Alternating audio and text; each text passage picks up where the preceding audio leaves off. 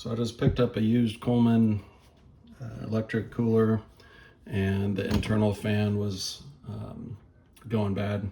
Couldn't hear it right away, but when I let it run a few hours, it was definitely rattling. The bearings are going bad. Decided to try to see if I could replace it with a 92 millimeter fan.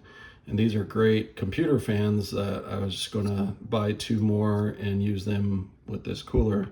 And they appear, with the outside fan was quite noisy. The Thermalright appears to actually move pretty darn close, similar airflow, but is noticeably quieter than this fan was.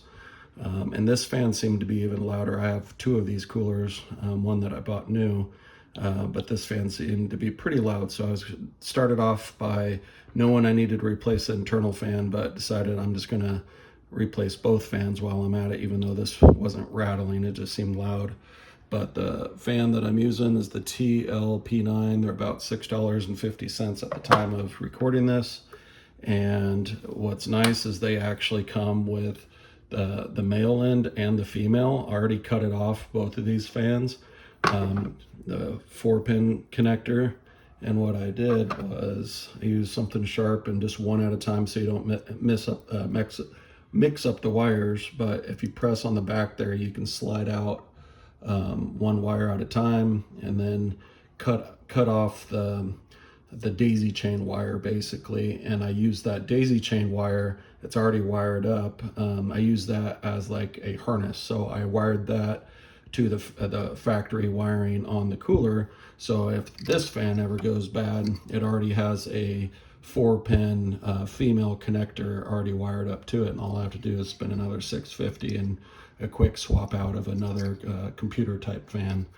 And then I got creative with,